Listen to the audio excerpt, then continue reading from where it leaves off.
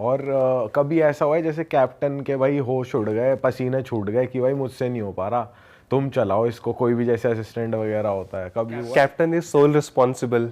अगर हमें डर लगता है we reach out to the captain.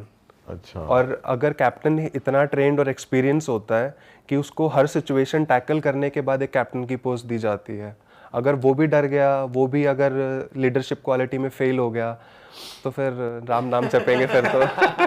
भाई अब बिना किसी देरी के, जिसके लिए लोगों ने ये पॉडकास्ट खोला है थंबनेल देख के, उस इंसिडेंट पे आते हैं, उस पैरानॉर्मल स्टोरी पे आते हैं। क्या हुआ था भाई, ज़रा डिटेल में शुरू करते हैं।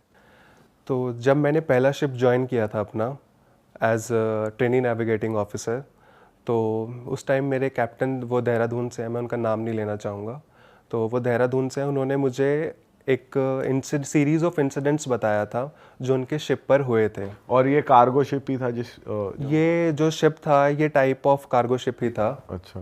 स्पेसिफिक कार्गो शिप था जो एक ही तरह का कार्गो लेके जाता है इधर से उधर।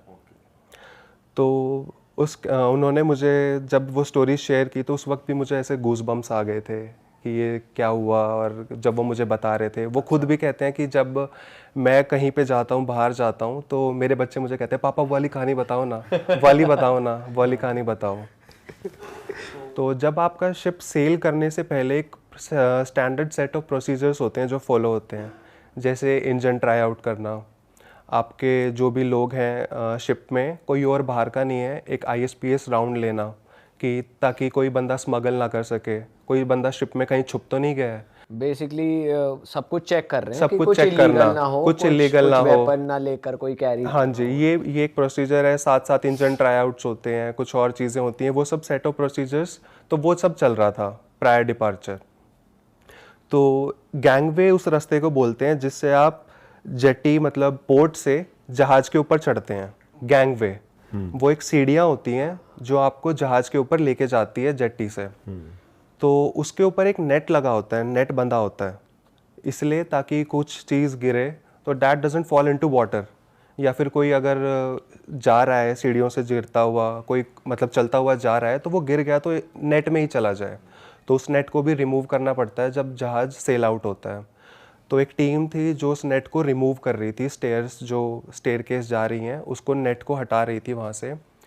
तो उसी वक्त एक टीम थी जो वहाँ पे प्रोपेलर ट्राई आउट कर रही थी। जहाज़ को सेल आउट करने से पहले एक प्रोपेलर जो आपको प्रोपेलर जो जहाज़ को थ्रस्ट देता है, काफ़ी बड़ा साइज़ में रहता है, depend upon the size of ship कितना बड़ा है उसका भी साइज उतना ही होगा। बड़े पंखड़ी जो जहाज की पंखड़ी होती है, बोट्स में भी देखा होगा आपने, जो पीछे वो रहता है। तो प्रोपेलर को ट्राई आउट कर रहे थे, एग्जॉस्ट जैसा एग्जॉस्ट जैसा। तो प्रोपेलर को ट्राई आउट कर रहे थे, तो जैसे ही उन्होंने उसको ट्राई आउट किया तो उसने थ्रस्ट क्रिएट किया, और वो वहाँ पर एक टीम नेट उतार रही थी गैंगवे से, और वो नेट उसके थ्रस्ट की वजह से उस प्रोपेलर में फंस गया। और उसने अपने साथ साथ 3 लोगों को खींचा और उसके अंदर आके 3 लोगों की डेथ हो गई प्रोपेलर में आने की वजह से। और उन लोगों की बॉडीज तक ट्रेसेबल नहीं थी, ब्लड था, किसी का हाथ मिला, किसी का पैर मिला। अब उस इंसिडेंट की वजह से जो उस कंट्री जहाँ पे जहाज़ खड़ा था वहाँ की लोकल अथॉरिटीज़ आई, पुलिस आई इन्वेस्टिगेशन के लिए। तो इस टाइम तक जहाज़ जो था बहुत ज़्यादा डिले हो गया था, बहुत। और जिस पोर्ट पर उसको नेक्स्ट जाना था वहाँ पर 3 लोग ज्वाइन करने वाले थे, जिन 3 लोगों का नाम है फिरोज़, अनिकेत और साहिल। ये 3 लोग वहाँ पर उस कंट्री में वेट कर रहे हैं जहाँ पर उसको आना था जहाज़ को, और वो ज्वाइन करने वाले थे।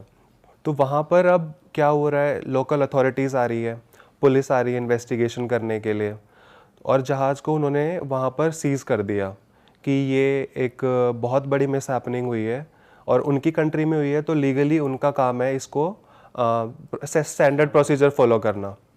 तो इस टोटल पूरे जो ये होता है इंसिडेंट, इसमें लगभग 1 महीना जहाज़ डिले हो जाता है।